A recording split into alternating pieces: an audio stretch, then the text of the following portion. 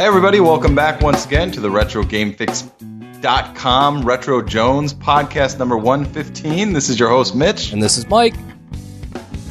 And once again, I did remember that today was 115 because if you remember last week, my son decided to make a guest appearance on the podcast. And, he's got there's this little, ear temperature thing that he always presses the button on, and he was taking my temperature, and I'm like, Johnny, what does it say? And he says 114, and then he took his own temperature, and I was like, what does it say? He said 114. I was like, dude, I think we should be in the hospital right now if it's 114. So anyway, side note. So it wasn't 114. No, God, no. We'd all be dead, I think, right now, wouldn't we? I don't know, Mitch. Sometimes I think you have superpowers. So maybe. Oh yeah, we run a little bit hot, or not. Run a little bit hot tonight. Yeah, that's what I was gonna say. Run a little bit hot. She put her hand between my legs. Ease the seat back. Yeah. Man. Some Van Halen. Little Van Halen for that ass. Anyway, I just butted right in. I was like, fuck you, I'm talking. Yeah, no, it's all good. What's going on, man? What's happened this week? Not a ton. Remember how I was telling you I bought that lawnmower last week? Yes, I do. Have you ever heard of a thing called dethatching? No, I don't like the sounds of it though. Okay, so there's sounds kind of gross. Actually. So there's this thing where you can dethatch your lawn. I didn't know what this was, but I saw my neighbors doing some shit a couple weeks ago around their lawn. And I figured that sounds kind of I don't know, man. That sounds kind of dirty. Well, yeah, kind of is. So I figured it out. I figured out that they were dethatching. And so... That's what they were doing out there at night. Yeah. So what dethatching is, essentially is there's a layer of just buildup of grass and gunk and just shit that gets in your lawn that makes it so your grass doesn't quite grow right, and the nutrients don't get in. And so being in the neighborhood that I'm in now, I was like, oh shit, I probably should dethatch my lawn. And so I looked at my lawn, and there was a lot of thatch as far as I could gather from thatch tests. Okay. And it's it looks just like dead grass and whatever. And so I put my finger down in it, and I had an inch of thatch. And they say if you have more than a half inch of thatch, you should dethatch your lawn. So I ordered this toe behind dethatcher on my for my mower. So now I'm all getting into this thing. I got the rider, I've got this fucking toe behind dethatcher thing. And so I hooked that thing up today, and it just drags behind. It's like a rake, but it's just on the back, it just drags behind the mower. And it pulled up so much thatch, we filled 310 gallon or 355 gallon garage bags full, because I haven't got the lawn service garbage can yet. It's amazing, and the yard looks fantastic now after dethatching. Every time you say thatch, I think of taint. I thought you were gonna say snatch. Well, no, I mean that would have made sense, but I don't know, for some reason my brain just connects that to taint. Yeah. No, we've got some. Yeah. So yeah, I did some dethatching today, and then I clipped the lawn all down. It's lower now, and it's a little tore up from the dethatching, but it looks like carpet almost. It's brilliant. Wow. Just moving on up, huh? Yeah, I'm keeping up with the Joneses, Mitch. Yeah. I ain't got to do much of that. Around here. That was. That was my morning. It was pretty fun. I figured I'd give you an update on the lawnmower. I was gonna call you and tell you about it, but then I was like, you know what? I'll tell them tonight, because I'm sure the listeners are. I want everybody to hear. They're gonna want to know. We're gonna want to know what I was up to on this. Just learned a new term. Yeah, dethatching. If you don't know what dethatching your lawn is, look it up. It's called lawn taint. Yeah, get that lawn taint off your lawn. Yeah, it is. Yeah. I don't know. Well, that's interesting. I didn't have anything that cool happen to me today. What did you have happen to you today? I don't know. I had lots of stuff happen this week, I guess. We'll just kind of trade off stories because that's what we do. But I really do like the. I mean, I guess if you think of like communities of certain like types of hobbyists and stuff like that, you know what I'm saying? Uh-huh. Like sometimes that can be a good thing, and sometimes that can be a bad thing, right? Yeah, absolutely. And because a lot of times, like communities are like herd mentality type thing or whatever. Well, that's why. Yeah, I mean, that's kind of why it's a community to begin with, in a way. I think the game rating community, if there is such a thing or whatever, what we were talking about last week, that could be like, to you, maybe that's a bad thing because it's a herd mentality that's like everything's a 10, or just like yes, it can be that way. Yes, maybe if there is such a thing about that particular community, but it seems there's a community for pretty much about everything right now, and I'm cool with that. I'm a part of a couple, I would say, communities, and I'm definitely a part of I feel like I'm a part of the Atlanta pinball community. If I'm not, then I guess I'm mistaken. But don't tell me you got your card pulled after reviewing. Oh no! God, no. I was gonna say if you got your community card pulled, I was gonna be like, No, as far as I know, I get along with everybody, but I don't know. Maybe behind their backs they say this Mitch Roberts, was it? Yeah, this this Mitch Roberts guy is. It's an inside joke from our podcast. If you just started listening within the last 100 episodes, so but this Mitch Roberts guy, I don't know about him. We explained it in the first 6 episodes that we lost, but too late. Yeah, exactly. Should have listened to those first 6. Well, we understand it, so that's about probably it. But anyway, I don't know, unless somebody behind my back was like, I don't like this Mitch guy. Yeah, that something. I've never heard anybody actually say that about you, so I doubt that happened. Yeah. So anyway, I like him. As far as I know, I really like the community, and I think it's actually I love the community here. I think it's awesome. But again, I do preface it by saying, communities can be like, sometimes you just get like, you know what I'm talking about, like the whole herd mentality and stuff. That doesn't really have anything to do with this particular thing. I'm just explaining, like, the Atlanta pinball community, I think, is pretty tight and is pretty awesome, I think. I haven't really met anybody I don't like in there. But I talked about last week, there was an Atlanta Pinball Museum Kickstarter that had come up, and like, nobody knew who it was or whatever. And that doesn't mean that it can't happen or anything like that, and I don't think this is a crap fest. This is just me talking about, like, how things went down. There was definitely some drama this week. Let's put it that way. And drama's great when it's not your own, right? Mm-hmm. So, anyway, there's a guy, and I applaud them. I think there should be an Atlanta Pinball Museum. I think it's great. Like, I think that would be awesome. Atlanta's a big city. It's it's like a hub in the Southeast for sure. But like, none of us had known this guy, and he had kind of written on his thing. I think he kind of instantly rubbed this community the wrong way by saying, there's really nothing to do with pinball. I'm paraphrasing. Right. He came out of the gate swinging, though, like, hey, I'm going to revolutionize the pinball scene in Atlanta. In Atlanta, because there's nothing going on here. And it was kind of passive aggressive in a way that it was like, whoa, hold up a second, player. They're actually, last 6 months, there's a lot going on here. Yeah, exactly. Essentially, that was it. So anyway, there was like a Reddit kind of snarky.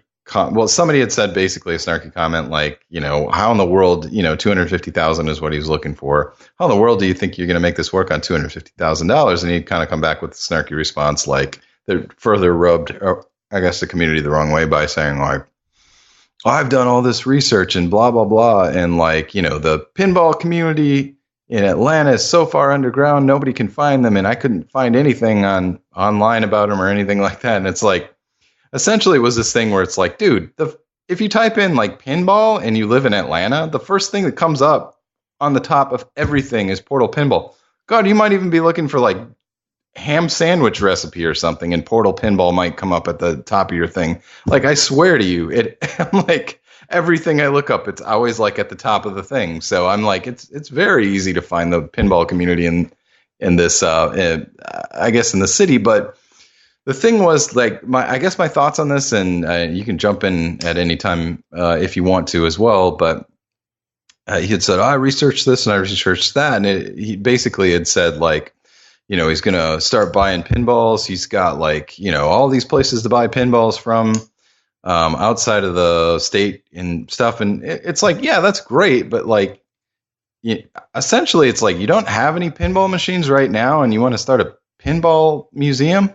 Like, and furthermore, with the prices of pinballs right now, you want to have like 100 pinball, I think he said 100 pinball machines off of like $250,000. Like, that just isn't going to commute. Yeah, that's not going to work, Yeah. Like, especially if you want like current stuff, Jesus, a new base model Stern is like, $5,000. Yeah, I mean, his average, depending on what models he buys, you have to figure his average pinball is going to be what, let's say $4,000, because if he buys some shitty ones, $5,000 might be the average even. Well, you can find. I mean, here's the thing: is like 2,500 and up. I mean, you can find some. Look, you can definitely find some stuff under $2,500, but are they, as desirable? Right. So it's $2,500, and I mean, so at the very least, your ask would be $350,000 at the very least. Plus, you need to find a place. Plus, you have advertising,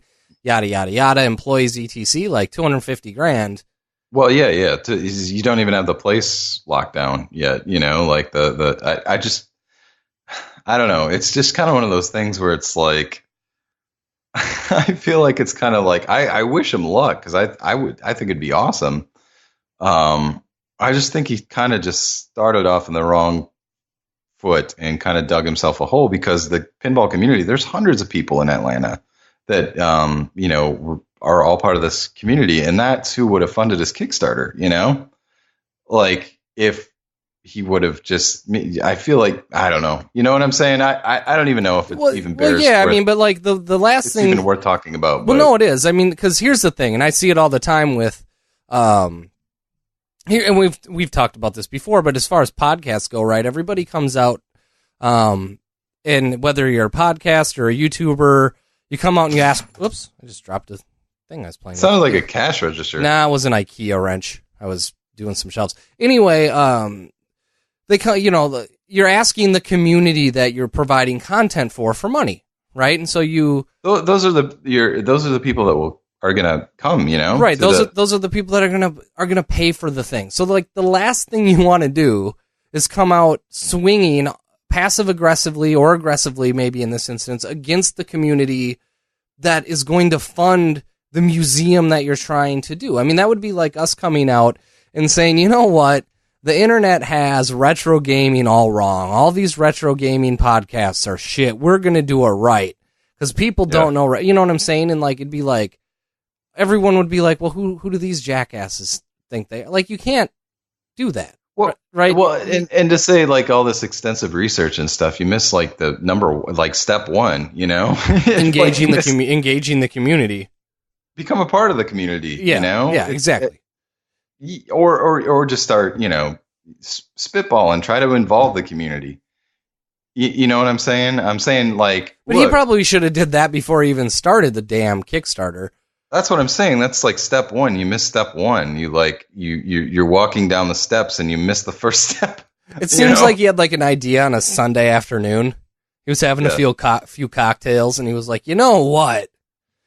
Yeah. There's, I don't know. I mean, it sounds like he maybe was coming from a good place, possibly, but and it sounds like a good idea. Like a pinball museums are cool. That would be really cool to have in your city. But the last thing you want to do is piss off the people that are going to help the word of mouth and help fund this thing. I think everybody's like open, but I think everybody's kind of got like a bad taste in their mouth at this point. I would just take the Kickstarter down and just be like, I'm going to start over, start from scratch, start engaging the community. Like I said, I mean, yeah, look, if I'm just a tourist, even if I'm not like big into pinball or something like that, if I see a pinball museum, I'll be like, awesome, I got to stop and see that. I'm in Atlanta, Sure. But I think I don't know. It just, I mean, I think the last time I checked, it was at like $8,000 of $250,000. So it's not going to get funded for sure. I'm sure of that, unless somebody comes in and donates $250,000 to it. Yeah. So I wish them luck, but like it just it's kind of a weird situation, And we all know like a couple people, somebody had really put. I can't remember who it was, but somebody in the community had because he had joined the local email chain or whatever, which is called Gapus, and he'd said, "Oh, I'm sorry for starting off on the wrong, we're on the wrong foot, blah blah blah." And somebody was like, if you knew anything about pinball, especially, this is we're oh yeah, it was Paul Kiefert who was actually. Anyway, it doesn't matter. But he was just like, it's cool that you want to do that. But if you knew about anything about pinball in the last, couple of years, you'll know that I had mentioned these like highway pinball, like crowdfunded stuff, Zidware, highway pinball, all these Dutch pinball, who was going to do the Big Lebowski, all these people that ended up with a lot of people's money and no product, like. There's been a lot of turmoil as far as crowdfunded shit in the pinball community in the last several years. So it's like, I don't know. It was kind of well put, but I don't even know why I'm bringing this up. I just thought it was just kind of a strange thing. You know what I'm saying? Yeah. And like the other thing is, if you're going to go to the community and ask for $250,000, like the other part would be like being transparent about where the funds are going to be used, because like, maybe he had, and I'm not saying this did or didn't happen, but sometimes on a Kickstarter, you'll have other funding and you'll say, hey, this is a $500,000 project. I'm going to secure $250,000 of it in third-party investors. It would behoove you to maybe throw a little bit of the business plan or business model out there to just say, hey, here's how it's going to be sustained. By the way, I need another $250,000 from the community to get this thing off the ground. Right, but when you just throw it out there and say, hey, I need $250,000, I mean, you and I have had plenty of ideas where we go, well, fuck, we could have just started a Kickstarter and asked, and it would end exactly like this guy's thing just ended.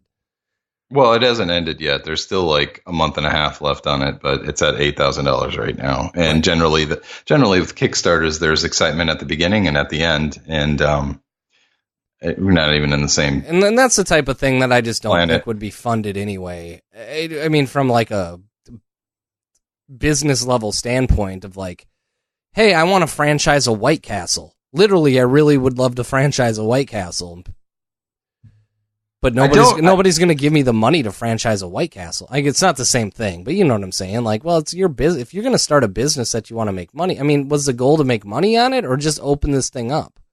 I don't know. There was no detail. I guess that's the other problem is I'm going like, well, how were you going to make money? How much were you going to charge to get people in the door? Well, he had said something about like he was going to have enough money to pay like 3 full-time techs or something. And, I guess you could pay them, but it depends, how much you're paying them, if it's actually worth their time, Yeah. You know what I'm saying? Like, I feel like, yeah, I don't think anybody's going to quit their job I think it'd be awesome to be a pinball tech for whatever, but I would, I don't think I'd quit what I'm doing right now to go do it. Well, if it's just a museum, I mean, how much tech is going to happen on those things? Well, I mean, otherwise it's 100 pinball museum. There's like, pinball museums at Las Vegas. Vegas. There are several around the country that are cool, and there's just a place, basically it's a pinball museum, quote unquote, where you just go and play a bunch of pinballs, and there's like a buttload of pinball machines, and then of course there's the history side of it as well that you could put in there. But most of the time, pinball museum just a huge place where you can go play pinball and appreciate all the eras or something. Yeah, for sure. So anyway, I didn't want to really say any more than that. I'm not really trying to shit on this. I was just trying to bring up some drama. Like I said, there's been a lot of drama, it seems like, recently. I'm not going to get into any of the other stuff because it's, all localized and it wouldn't make any sense to anybody else anyways. But, I don't mind a little bit of drama if I can just sit back and chill and like have a cocktail and not be a part of it. You know what I'm saying? Yeah, for sure. I'm just like, I'm not even going to chime in because I guess I did just chime in, but no, it's cool. I mean, it sounded like he's coming from a good place. It just wasn't, fully. I mean, look, I would be all for a pinball museum. I mean, if there was a pinball museum in Atlanta and I was down there, I'd be like, we're going. But oh yeah, so would I. But the thing is, if you want 100 machines there and you need to buy 100 machines, that makes me think that you probably don't own any right now. Like, look, if I had 50 machines and I was like, well, damn, I'm already halfway there. I'm going to ask for $250,000 to, at least I would have that to say, I've got an amazing collection right now and I want to share it with everybody else. Blah blah blah. That would be different, right? Yeah, for sure. So. Anyway, that's all I have to say about that particular thing. Right. Let's move on. What do you say? Well, speaking of drama, let me roll into this. Go ahead. So Zelda again. I want to talk a little bit about Zelda. Mm-hmm. So I talked about it a couple times on the last few podcasts, and I know this is kind of beating specifically Zelda on the Switch, right? On the Switch, and this is beating a little bit of a dead horse. But speaking of drama, I had kind of started some kerfuffles online, just different disagreements here and there about my thoughts on Zelda and the critiques that I had against the game, especially since it hit and it was 10, 10, 10, 10, 10, 10, and I was like, if this game only came out on the Wii U, I can guarantee you it would be 7, 7, 7, 7, 7, over and over and over. But without getting into all of that, I'm going to stop playing with my damn wrench. Without getting into all of that, I picked it up again. And I've tried to do this a few times over the last few months because I'm sitting there going I've got to beat Zelda. Yeah. Of course. And I don't want to get into my critiques of the game right now because I've complained about it enough. But I'll say this. I picked it up again yesterday, and I played the hell out of it. Yeah. And actually, Friday night, I picked it up as well. So literally in the last 2 days, I've probably played Zelda for another 8 hours. Yeah. And so on one hand, I've got this game that literally critically, I would probably review it as literally probably a 7. I'd probably say this is a 7 if I reviewed it critically. Yeah. But then on the other hand, I've got this game where the last 2 days I put another, probably 7 to 10 hours into it, and I'm having a ton of fun. Yeah. And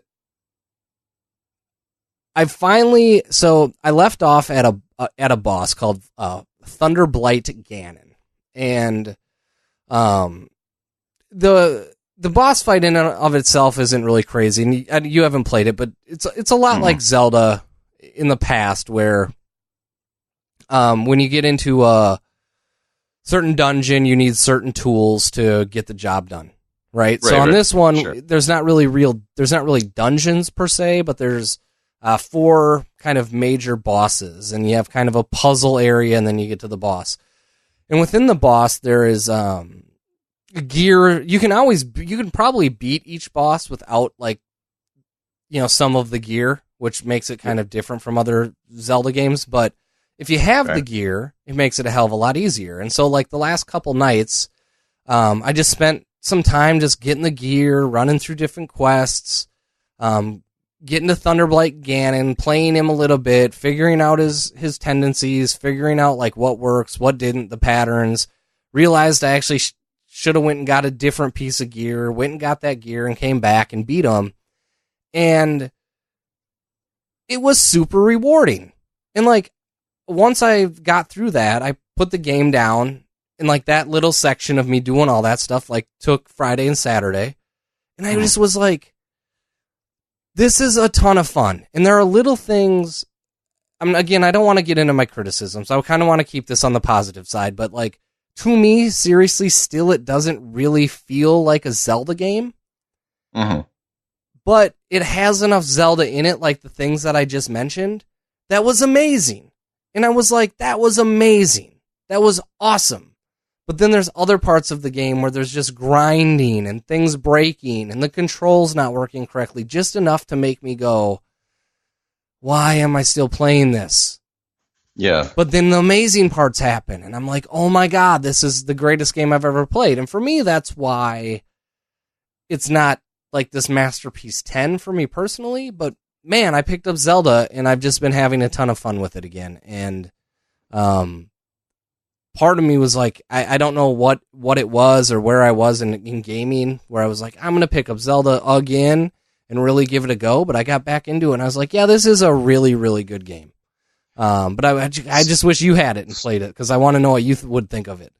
Yeah, so is it all just like a open world like questing thing? Like you just quest and there's no story? Is that what it is? There's literally no story. Like this Zelda, I mean, Zeldas historically don't have a ton of story within the game, but well, like, they do. They do. They have enough story in the game to keep you, This one is literally like, depends on which one, I guess. Yeah, I mean, there's story. This one literally drops you off in this open world and says, your goal is to go beat Ganon at Hyrule Castle. Of course, it always is. That's exactly what. That's Zelda. But you can go straight there. Yeah, and he'll just like stomp you. Well, you can beat him. People beat him like out of the gate now. Yeah. But then there's this huge open world, and now you're Link, and and basically there's God, I'm brain farting right now, but there's little puzzles in the ground, shrines they call them, and each shrine is basically a puzzle, an environmental puzzle, and there's like 110 of them.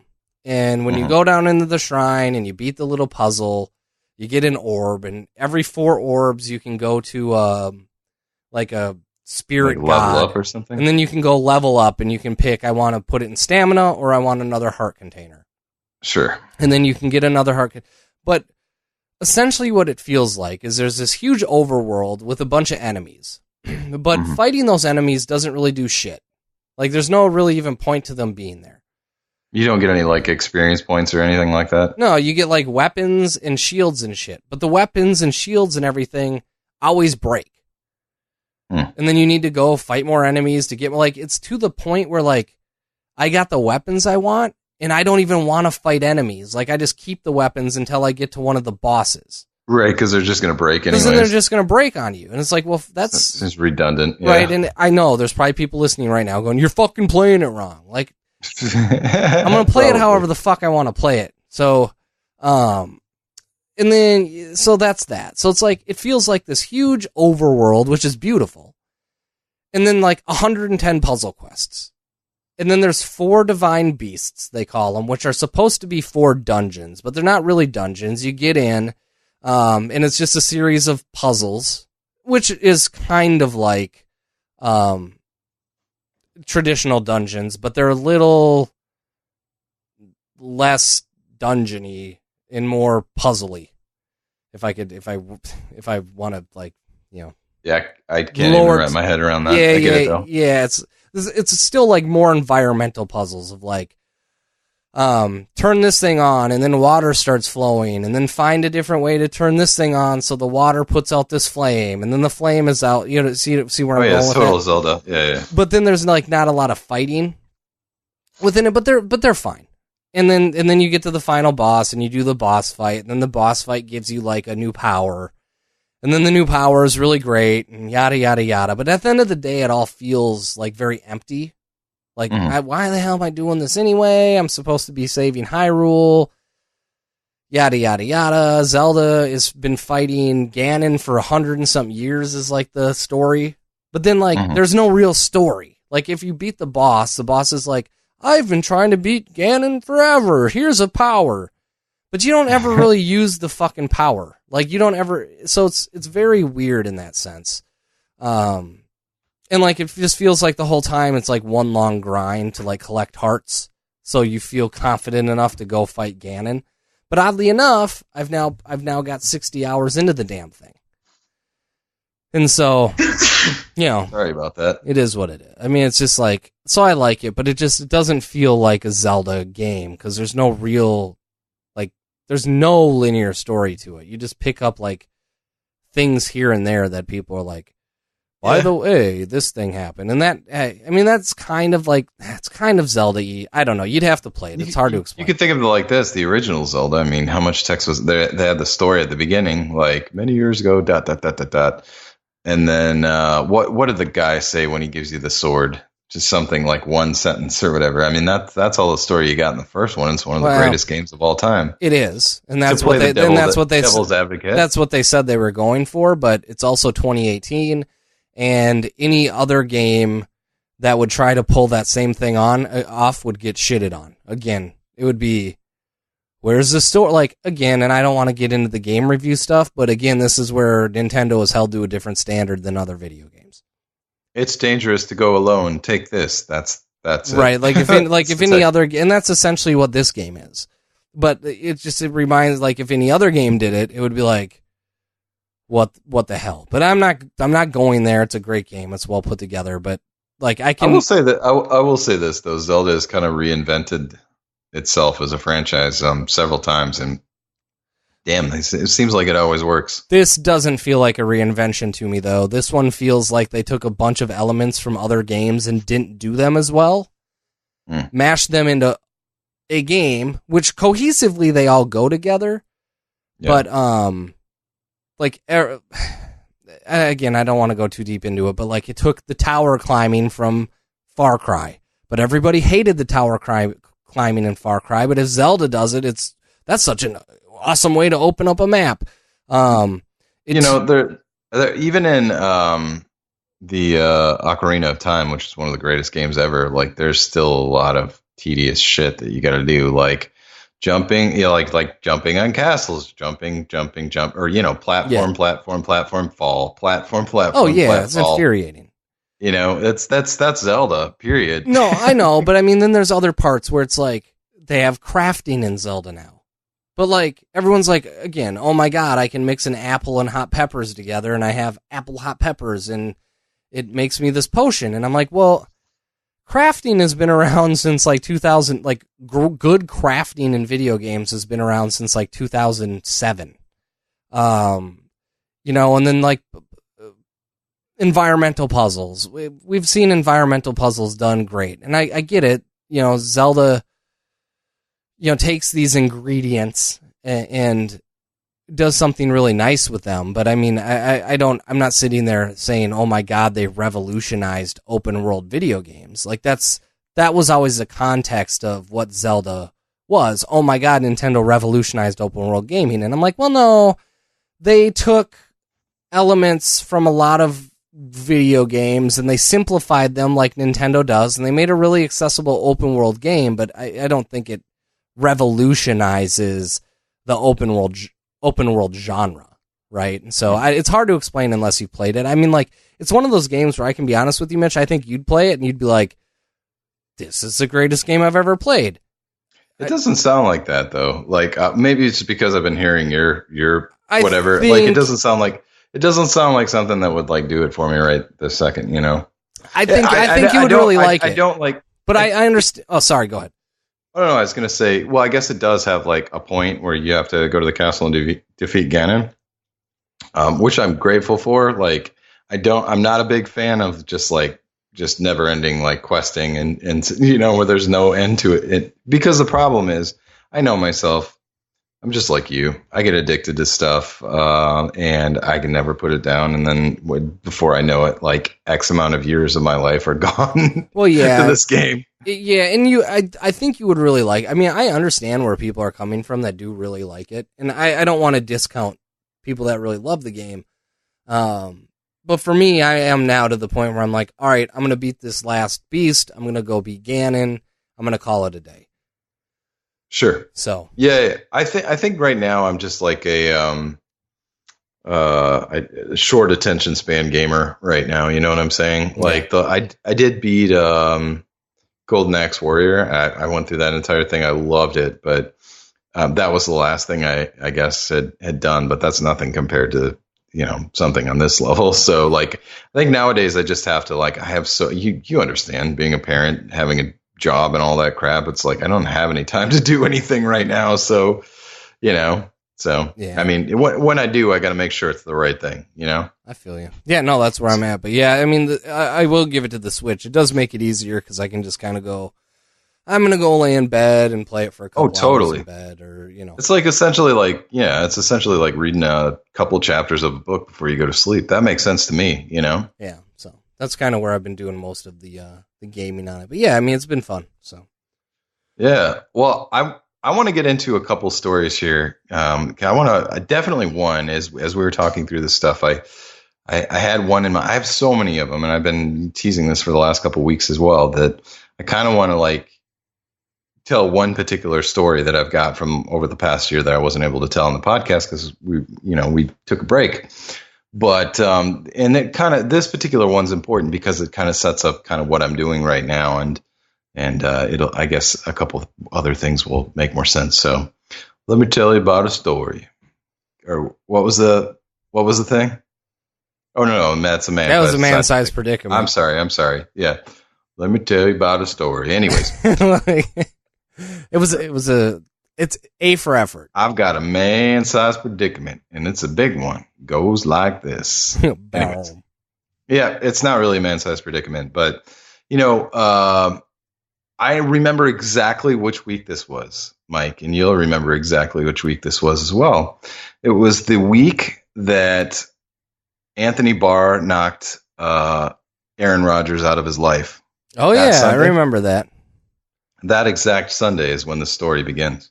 It was a clean hit clip. It was a clean hit, by the way. A clit? Yeah. And if Drop Rate Greg is listening, he's from Wisconsin and has a retro game store out that way. I just want to reiterate, it was a clean hit. Unless you're from Wisconsin. I don't know if he's actually a Packers fan or not in Wisconsin, but it was a clean hit. Anyway, go ahead. Okay. So anyways, and no offense to my friends in Wisconsin, although I'm totally going to blow all this out of proportion and you're going to hate me immediately, and that's fine. It's all in good fun. Well, yeah, it's all in good fun. So I'm like, something else happened that morning where I was like, that was amazing, like, I can't remember what it was, and then I watched the game, and then Anthony Barr knocks Aaron Rodgers out, and I'm like, oh my God, I didn't even know that he'd be out for practically the entire season. I was just like, he's out for the moment. That was awesome. I was like, this is amazing. And then like after the game, you hear that he has like a broken collarbone, and I was like, because we always talk about like Aaron Rodgers is fucking amazing. And unfortunately, the best guy quarterback in the NFL, easily. Never, one of the greatest quarterbacks in the history of the NFL. Like, I have no problem admitting that. It's hard to say.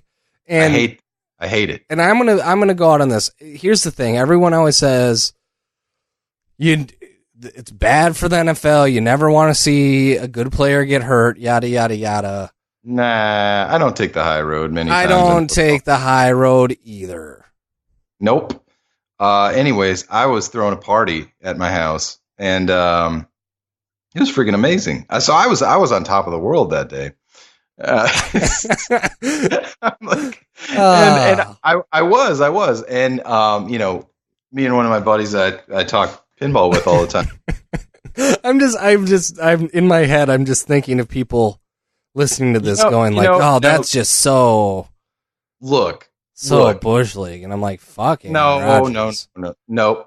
Well, yeah, yes, all that. But look, next year in Game 2 when we play the Packers, if somebody comes and smashes Kirk Cousins out of his life for the rest of the year, tell me that's you're on the opposite side of that. Tell me that you're not going to be classless on that particular thing. I know if the ball was in your court, that's exactly what would happen. So if our $90 million quarterback like goes down for the entire season because one of your players, you try to keep a straight face and tell me that like that's not good for football. And the funny part is we're talking about like a rivalry here of like Wisconsin and Minnesota, Packers and Vikings. Like, we know damn well Packers fans would be like totally go Nelson from The Simpsons on it. Yeah. Oh yeah. I mean, yeah. So anyway, I don't feel bad about feeling that way. Yeah. So anyway, I remember the day. It was an amazing day. I loved it. Oh yeah, it was freaking amazing. I was having the greatest day ever. And one of my buddies that I talk pinballs with all the time at that point, I had two machines that are like really high on my list where I was like, or no, three actually, where it was a Dr. Dude, which I used to own one and I want one again at some point. NBA Fast Break, which I really, really, really want, and Diner, which was, I have Taxi, which was designed by Mark Ritchie, and Diner was, I guess, the next machine. I believe the next machine that he had designed. So anyway, I thought they'd make a good pair. So that had been one that had been on my list, but it's kind of rare. You just don't see them come around very often. And my buddy's like, "Oh man, there's a Project Diner up on." I'm a project guy. I love cheap projects for me. I'm like, I'll end up spending about whatever retail is on them, but they'll be like absolutely mint, and I'll have had that experience of restoring them because I really, really love doing it. So anyway, so my buddy's like, "Oh my God, there's a Facebook Marketplace. There's a diner project that just went up, or that's up there or something for $350." And I was like, "No freaking way! There's a diner for $350." Like I don't care if there's rat shit all smeared all over the playfield. I'll take it. So, and I'm excited. I'm like, "Oh my God, I just had the greatest day ever." You got to be kidding. This just came up today. Feels like this is the first time in my life where it's like the opposite of when it rains, it pours, Mm-hmm. I'm being showered with gifts from all around. So, anyway, like 2 minutes later, he's like, "Oh shit, I'm sorry, man. It sold like Friday." I'm like, "Oh my." It's like, why? Why did you have to do that?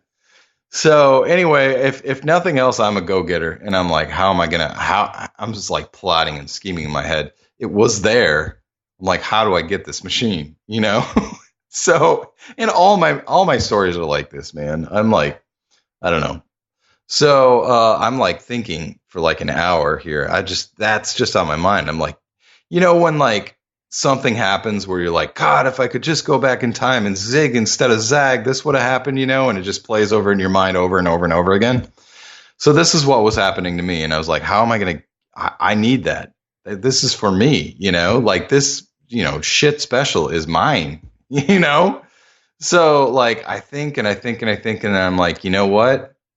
And the Gapist, the email list that I was talking about earlier in the episode, I'm like, I'm going to throw some hooks out there and see if I can get something. I was like, I don't expect it to do anything, but I'm going to try it. So I write this email to the group, and I'm like, such and such posted this on Facebook Marketplace for $350. It looks like a lot of work, and you look, if whoever bought it feels like they made a mistake and are maybe overwhelmed or in over their heads, you're like, I'm the guy. I will take it off your hands. I'll give you $50 more than you paid, Mm-hmm. So, I'll pay you more than you paid, basically. So, I'm like, I love projects like this. This is right. This is definitely my bag, and it's a title that I wanted. So definitely, there's no shame in it. If you took a look at this thing in person, or like, wow, I made a terrible mistake, then, great. Get a hold of me. And I almost didn't send it. And I was like, this is dumb. I was like, I'm just going to look like a freaking jackass. And then like 2 seconds later, I'm like, I don't care. I don't care if I look like a jackass. I'm never going to know unless I throw it out there. So I throw it out there. And this guy, Don, who had actually posted it, who had actually sold it, emails me, is like, oh yeah, actually, man, there's this guy, Brett, in town that, like, I guess restores machines for people, or he sells them. I don't know what he does, but anyways, he was like, yeah, this guy, like, whoever had bought the machine from him, he, sent pictures of it to Brett, and Brett was like, I'm not touching that thing. He's like, buy a different machine, because the guy apparently was like, this is going to be my first pinball machine. How much would it cost for you to restore this thing? And it's like a shit special. Like, I'm putting it nicely. And the guy's like, I'm not touching that thing. He's like, throw it out and buy something new, So, like, what are my odds? I was like, you got to be fucking kidding me. So he's like, here's the guy's email and contact information. If he hasn't picked it up or anything yet, if you just offer him a little bit over whatever, then I'm sure you'd take it. So I sent him an email and I said, hey man, I heard from Don that, it might not work out for you. It's okay. If it's more than you bargained for as far as that goes, this is exactly what I do. I love the title, and I'd love to be able to take this off your hands. I'll give you more than you paid. I understand you haven't picked it up yet. How about making, $50 off of not doing anything, except for claiming something. Mm-hmm. And I think I don't remember what the chain of emails was like, but I waited for I'm like sitting by my computer looking for 20 minutes. I'm like thinking, I can't believe I got this far. You know what I'm saying? Like right. I was just fucking around, And he sends me a thing back. He says, "Oh yeah, okay, just PayPal me $400 and it's yours, and I'll let Don know." And I was like, "Awesome, here." I PayPal'd him $400. Got in touch with Don, and he was like, and basically Don the whole time is like, "Don't pay more than $400 for this thing. It's so horrible." It was for a diner. Diner, yeah, Don Williams Diner. Yep. So, which I really, really wanted, and so I was like, he was like, "Don't pay more than $400 for this thing," and I was like, "I'll pay whatever, man. I want to get this thing." So I would have given the guy more money, but I'm glad I didn't. In hindsight, it's it's horrible. So anyway, I went and picked this thing up, and I mean, there's a hole chewed in the bottom from something. I mean, there's rat nests. Fucking, it looks like he said it basically was like part of like. There are companies that are supposed to go in and like recover for insurance companies, like recover damaged items and stuff like that. So it was in some kind of natural disaster or something. I was like, I swear this thing was in like a freaking mudslide or something. Like this shit is deep, but like I like the dirt and the grime and shit and the playfield are just deep. So it's definitely the biggest project I've had, and I've really gotten into it lately. Enough so that I just dropped $500 on new ramps and plastics and all that shit this last week. So it's a lot, man. I'm like replacing inserts. I'm gonna have to repaint the entire thing just like I did the taxi. But in buying it, I'm like, just with the boards and everything, I'm like, I got my money's worth in the boards if anything goes sideways. But I'm not gonna. That's what I've learned over the years of restoring stuff as well. It's all up to me, man. Nothing's impossible to restore, and I will prove it with this particular thing. So I've been lobbying for the SFGE people. Like I've been sending them pictures and being like, "Oh my God, look at this piece of shit that I bought." Blah blah blah. So like next year when I have it done and I bring it to the expo, then I'll win best restoration just by. Yeah, so how long have you had it? Or so you've had it about, wow, what is that? 6-7 months now? Yeah, I've had it for a while. It's sat in my garage for a while. So how you ordered the plastics? How far are you? I'm a ways. Like first thing I did was, and here's the thing about this too. Like my taxi is beautiful. It's I don't know what collector's quality looks like, but it's pretty damn close probably.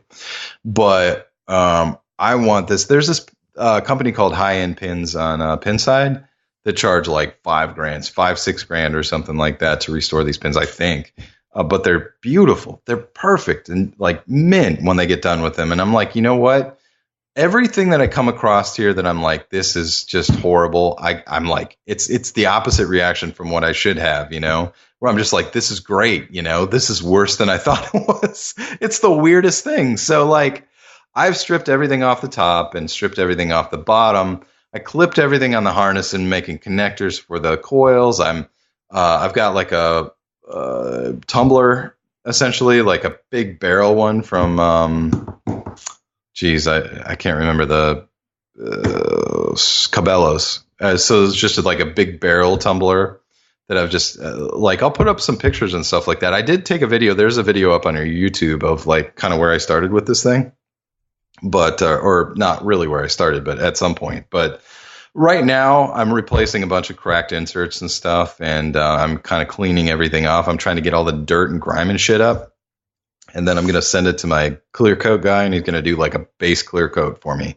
So essentially I have like a save point when I start painting this thing. Mm-hmm.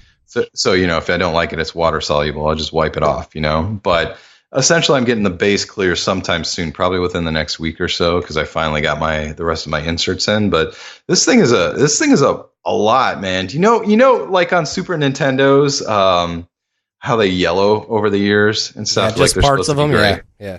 Yeah. So that apparently that's like, I'm learning a lot as far as this kind of stuff goes as well. But apparently that's like some chemical, I think that it's like a flame retardant or something like that turns it yellow over the years. It's not like nicotine or anything like that. It's just a natural chemical reaction over time. So, cool cool tricks. Like it's got this big coffee cup that the ball spins around in the back, and it is so gross and yellow. I mean, it's like orange. It's supposed to be clear.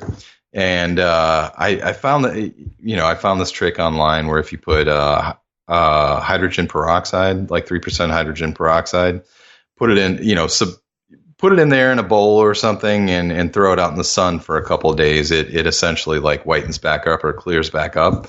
So that's like my big experiment right now that I'm pretty excited about. But just in general, the whole story, I'm like, oh my God, I can't believe I freaking got the diner. So going back to that particular time, I'm like, that was seriously the best day I've had in a long time where like everything was going right for me. You know what I'm saying? I ended up with the diner that same night as well.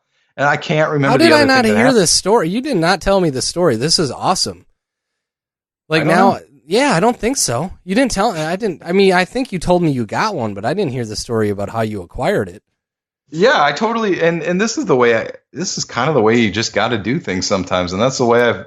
Especially in like with this stuff, I'm like, you know what? I want that thing, so I'm gonna go try to get it. I'm gonna at least try to get it, And I ended up with it, and it's a fun project, man. It's fucking horrible. Go watch that video. Like I was saying with the cabinet, I can literally just wipe my hand. I do this in the video too. I can just wipe my hand back and forth on it, and the paint just flies right off. It's so shitty. Like, it's the worst example I've ever had. And Taxi was really, really bad, but this thing is like just monumentally bad. I'm actually going to end up cutting out the bottom of it and replacing that, which is something I've never done, which I think will be super cool. So anyway, that's my that's one of my many, many, many pinball adventures over the last year. I've had so many. And I can tell you too, obviously at this time when this is happening, I was like, oh my God. I was like, this would be such a great podcast story, I don't know how many times that had happened during the year, but there were so many times where I was like, oh my God, if the podcast, if we were just podcasting right now, I'd have this great story, So yeah. Anyway, now I have a diner project, and I don't regret it at all. It's so shitty, but that's good. I hope it's. Like I said, I'm just lobbying for best restoration next year. I don't, if I can get this thing to where I think I can get it by next year, like in mint condition, I deserve that. So anyway, I feel you. So really quick, let me add this on the side as well, since I'm talking about Southern Fried Gamer Expo. June 8th, 9th, and 10th at the Cobb Galleria. I always forget the venue's name or whatever. So if you're in the Southeast, be there or be square. My taxi will be there, so you can marvel at its beauty because it's fucking awesome. And also, I get to moderate a panel with Steve Ritchie. I know that for sure at this point. I don't know who else I'm moderating, but I'm super stoked about that. So that will be fun. Do you record those? Do those get posted? I have been told they have been recorded and we could use them for the podcast. Oh. Well, when that happens, we should do that. Yeah, definitely. Steve Ritchie, though, and Steve Ritchie is like one of the most, if not the most notable pinball designer of, modern times. But I've watched a lot of his videos, and I got to tell you, I'm a little intimidated by the guy. He seems like he could be a little opinionated on a lot of different things. So I hope I don't. We'll see how that goes. Maybe I'm the guy that got stuck with him, but I think it's cool, man. I've got so many, I think really good. The format's going to be like what they call a fireside chat, where I'm just get to have a conversation with him, for 45 minutes before, audience questions and stuff. So I've got so much to ask him because I have so much personal interest, obviously, in all of this. And my Star Trek: The Next Generation was designed by him as well, which is I'm really, really into that. And it'll be fun. It'll be cool. So anyway, cool. Yeah. So what else is we need to talk about this game club thing, right? Oh yeah. The game club. Well, let's go there. Let's do that. Oh, do whatever. Well, man. I was gonna do the PSP Go story briefly.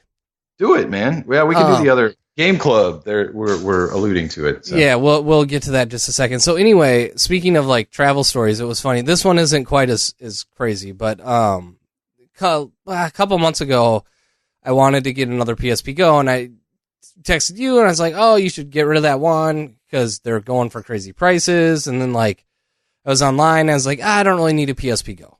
And then I sign into Facebook Marketplace, and I'm searching for two things. I first searched for a Motley Crue McFarlane box set. Action figures. And I find it. And I go, holy shit. And this person's asking $50 for it. And for anybody that wants to know, again, I love Motley Crue. And I collect some Motley Crue stuff. And there's like a McFarlane kind of box set thing that they had. Figurine action figure thing that they had back in the late 90s. Actually, I think it was early 2000s. And so they were going for like $150, $200, $300 on eBay. And so I find this thing, but it's about an hour and a half away, and it's like straight west of where I'm at in kind of Minneapolis suburbs. And so I email them, and they're like, hey, yeah, we still have it. I was like, okay, but I'm getting like one-word responses back from these people. And I'm like, and I was like, okay, this is really weird, but I want it.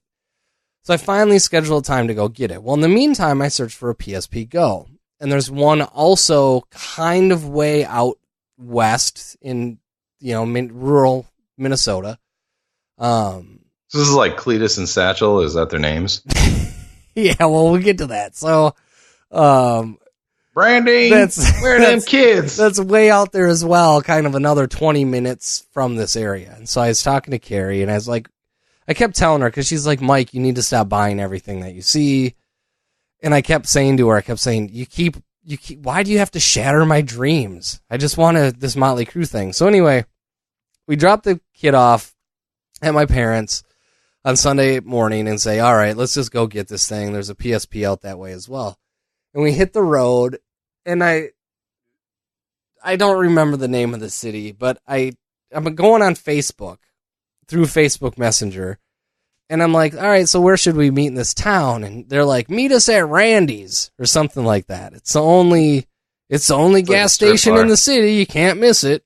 Gas station / strip bar. So anyway, we're pulling into this town, and no shit, I text them through Facebook Messenger and say, hey, I'm pulling into I think I'm close. I'll probably be there in about 15 minutes. And literally a couple minutes after that, I lose service. That's how far into the middle of Minnesota we were. And so I'm like, all right, well, I know where the town is, and my GPS is still working, because that's just GPS. And so I find, like, Randy's, or whatever the fuck this thing was, and I pull in, and I see a pickup truck. And I see a dog in the back, and I'm like, well... a huge Confederate flag or something. This kind of has to be them, and so I pull up next to him, and I kind of look over, and the guy's just staring at me. So I get out of the truck, or my car, my Camry. He kind of gives me a nod, and I walk over. And he cracks his door open, and he's got the Motley Crue thing. He goes, looking for this? And I'm like, yeah, that's exactly it. And I got the $50, and I hand him the $50. But then what I notice, he's holding like an open Budweiser. Like, that's how small this town is. He's just sitting in his car with his wife or whoever that's selling this thing, with his dog in the back, with an open Budweiser selling me this Motley Crue McFarlane thing. So anyway, I picked that up, and then we run like up the road. It's like 20 miles, another city, about 20 miles up, and they had a PSP Go up for like $120, right? And they were going for like $150 on eBay, and they said, or best offer. And I said, well, my best offer is $80. And they were like, no. And I was like, yeah, you really want to take the $80. And I was like, you sure? And they're like, yeah. So we went and picked up the thing. It was kind of the same weird ass story. I was like, she kept texting me, and she's like, where are you? And I'm like, I don't know. There's like only one road out here. I'm on this road. And then I was like, I'm coming up the county road. As long story short, I meet at this other tiny gas station, like, 2 hours west of where I live. And then, called Bill's or something. Yeah. Like, meet me at Bill's. And I'm like, all right. And she kept texting me, asking me where I was. I'm not making fun. I mean, we grew up in rural Minnesota, believe me. Oh yeah. Yeah.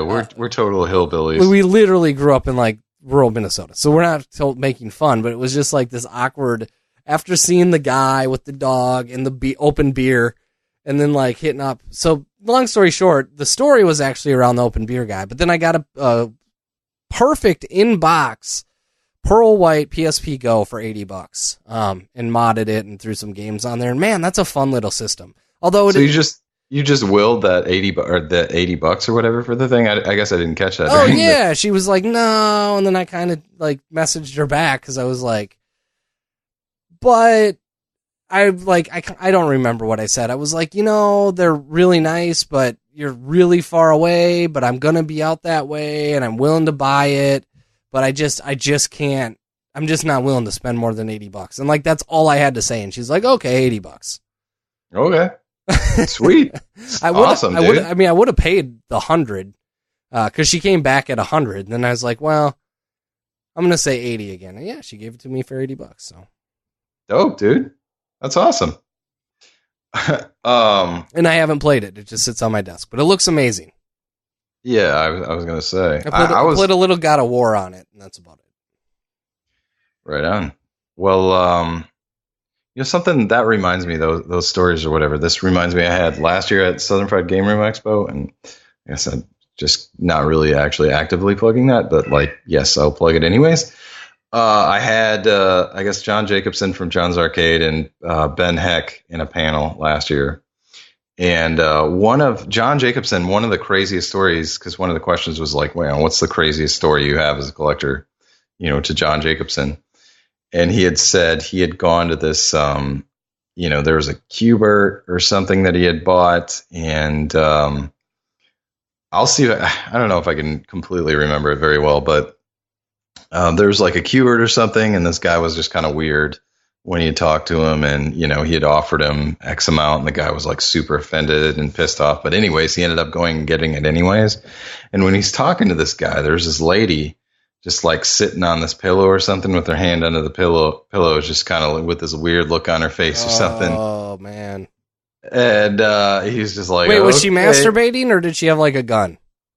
Well, I'll get there, but okay. I'll leave you in suspense. Anyways, he ended up buying the machine, and it hadn't worked or whatever. So he had gotten it back, and the guy had called him like 2 weeks later. And hopefully I'm telling the story right. I'm paraphrasing, but anyways, the guy was like, "You ever get that thing working?" And he's like, "Oh yeah." It just turns out it was the interrupter switch in the back, and the door on the back. Which by the way, I want to jump in. I had the interrupter switch, or the same thing happened on that Donkey Kong Jr. that I bought. Yep. Well, it's the easiest thing to fix. Same thing. I was like, oh my God, this guy thinks it's broken. I got it home and fixed it in 3 seconds. It was hilarious. Yep. It was that. So the guy got kind of pissed off, and he was thinking, why is this guy calling me? And he basically, the guy says, my wife was sitting on a pillow and she had a gun under it. And I told her, if things went south with you, just open fire and just don't stop pulling that trigger until it's out of bullets or something like that. I'm like, oh my God. Wait, where was this at? Oh, fuck. I don't know. You said John, Arcade John guy? John's Arcade guy. Isn't he from Wisconsin? No, I think I think Ben Heck's from Wisconsin, I think. But okay.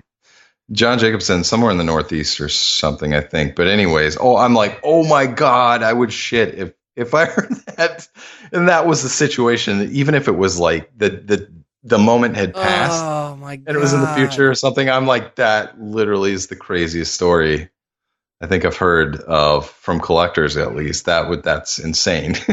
That's hilarious. I can't even imagine just keep firing until there's no bullets left in that gun or something like that. Oh my God, that makes me rethink. Honestly, that does make me a little bit more cautious about Craigslist transactions and stuff. There's some crazy fucking people out there. There's some crazy people out there. It's nuts, dude. I don't ever want to come in that situation myself. And, I kind of chuckle in my head every once in a while when I say, if you want to buy this from me, you got to meet me at the police station in, Satchelville, whatever the fuck or whatever. And I'm like, oh God, whatever. And then now I hear about like this story and I'm like, yeah, that completely makes sense to me. I don't necessarily want anybody coming to my house to buy anything that's, like I don't know. You never know, man. I guess sometimes that's the risk you have to take when you're trying to sell something. But people are fucking crazy. Yeah, they are. So anyway, and on a side note, that's funny that this triggers all these things. And one of the things just happened this weekend. That's at least a solid story. Was I've been looking for a Q*bert. I used to have 2 Q*berts back in the day, and my first Q*bert was like my first restoration. And you saw it, right? You saw it in one phase or another. Yeah, the Q*bert? Yeah. Uh-huh. So anyways, it was like so I had 2. I ended up with 2, and there was a good story behind that, but I'm not going to just tell good stories today. That's not what we do on this podcast, right? Or wait. No, never mind. But anyway, so I've been looking for a Q*bert, and I'm like, I just spent thousands and I spent like $30,000 on pinballs at least $30,000 in the last year on pinballs. And I'm like, I just don't. I'm just right now. I've got like, I just put $500 towards my diner parts and stuff like that. I was like, I really don't have the Q*bert money to buy a Q*bert with, because they're worth a lot at this point, and so anyway, a freaking Q*bert comes up this weekend, and my buddy's like, oh yeah, I told him, his particular one is working, $600 to $800 is what we had discussed, and I was like, oh my god, I'll take it, So I was like, ask the guy if he'll take $700, because that's literally all the money that I have for this type of thing right now, And he was like, okay, I'll ask. So the guy comes back, and he's like, well, the guy wants $900 at least, because he spent $700 on it several years ago, and he knows they've come up a little bit. And I was like, dude, that guy will be able to get $900, no problem. But I just don't have it. I'm dying, because I'm like, I can get it, but that's like, something that I don't really need right now, So, anyways, but he also had the Street Fighter II cabinet, and I have a Street Fighter II Championship Edition board that I've been squatting on, and artwork that I've been squatting on for like years. And I was like, all I need is a freaking Dynamo cabinet, and they don't exist anymore thanks to like multicades and stuff. Like you used to be able to find a Dynamo, because Street Fighter II was never a dedicated. It was always sold as a kit. There was never a dedicated cabinet for Street Fighter II. So they were typically in these Dynamo cabinets, and I was like, that's what I want. So I've been having the hardest time finding one. I have everything I need. I don't even need a monitor in the damn thing, I just need a cabinet. You used to be able to find these things for like $5 at auctions, So the guy had one, and he was like, oh, you'd be willing to take $250 for it. The monitor doesn't work. And I was like, I don't care. I've worked on monitors. So with the Q*bert for the Constellation, I was like, okay, well, tell him I'll give him $250 for that cabinet. No problem, right? And the cabinet actually has Street Fighter II Championship Edition board set, and all the artwork and all that shit is already on there. So I mean, like, I have everything, and then I have the board set already. So I'm like, cool. Well, I didn't get the Q*bert, and part of the reason I was able to talk myself out of it is because $250 for a Street Fighter II, awesome, I'll take it. So, and then my buddy gets back to me and says, well, he's going to see if he has a working chassis for that monitor, and then he doesn't want to sell it as a project if he has a working monitor. So I was like, God damn it. All right. Well, let me know. So just not, maybe an hour before the podcast, my buddy I was like, dude, do you hear anything from the guy? And he's like, yeah, he found a monitor, working monitor for it. Now he wants $500. And I was like, God damn it.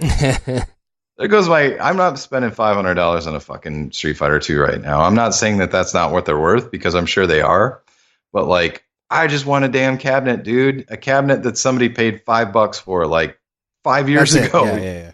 That's all I want, and I've been having that was my consolation. Now the Q*bert's gone, and now I'm like, I'm not even going near that Street Fighter II. There's no fucking way I'm paying $500 for that. So anyway, so I've had I wouldn't say the opposite of that one day that we were talking about with the diner, but I've just been having one of those days where I'm like, damn it, I'm so pissed about this, Yeah. Like the guy's totally right, rightfully, like if he wants to get what it's worth, and he's getting what it's worth. And I understand that, it's just that like little glimmer where I'm like, okay, well, maybe I'll be able to get this project for less, and anyway, so, yeah, so that's my story from today. Actually, that was kind of like, I'm like, God damn it. So I've just been reaching out. I always try, again, I'm kind of one of those people who is like, I know what I want, and I'll get it however I need to, you know? So anyway, I reached out to a couple more people before the podcast.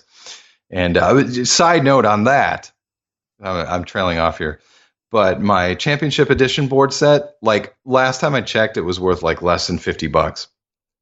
So I'm like, okay, well, you know, I just need a cabinet. I have the board, even though it's not worth anything.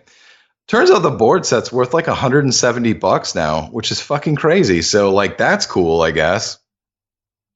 But what's not cool is I don't have a cabinet to put it in. Right. So that's it.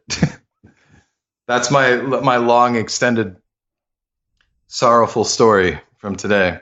It's a rough life. It is, you know. It's totally rough. And if I really wanted a fucking Street Fighter 2, I could just buy one, you know. But I feel you. It's principalities and shit. There's you know, principalities involved, man. I was supposed to be able to get it for $250 at the beginning of the day. Anyway, I should have just gone over and just kicked over his monitor or something and been like, "Oh, I guess it doesn't have a monitor." Now, how about $150? Yeah, exactly. That's funny. Anyway, that's it. More stories than I thought, but I definitely want to, like, every podcast I can tell another story. I have so many just nuts stories about this shit. It's crazy, you know. There is more to come. So anyway, game club, real quick. Yeah, no, we want to do a game. I have not thought enough about the game yet, so we'll have to talk about that. But we're gonna figure out a game, and we're gonna do a game club. At least I don't know, probably try to do it weekly, but it needs to be kind of a retro game that's like probably not longer than like 5 hours or 4 hours, like so we can get through it. But did you think of a game otherwise? I tweeted out, let's start with SNES, but I don't know if we landed on a game. Yeah, if we do, I've got some suggestions. I've got like Final Fight was awesome. We could do Final Fight. Sunset Riders. Well, I mean, it depends. What do you have? I don't have either of those. I plan on buying whatever we land on, though. Sunset Riders is going to be really well. I think they're all expensive, to be honest.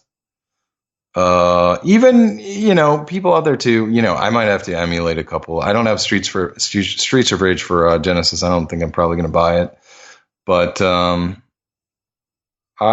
don't know. I guess we'll have to think this through, but Final Fight would be a really good one, wouldn't it? Yeah, let's do Final Fight. Okay. All right. Final game Fight club for the this SNES. Game club for this week is going to be Final Fight on the SNES, the SNES. I'm trying to not say SNES anymore. Again, I don't know where I picked it up because we used to make fun of it. But on the SNES, if anyone wants to play along with us, go ahead, and then we'll talk about Final Fight next week. Yes, absolutely. All right. Good. I'm scooping Final Fight. Then. Awesome. I already have it, so I'm already set. Right on. See, next time you can totally pick like Streets of Rage for Genesis, and I'll see about picking it up.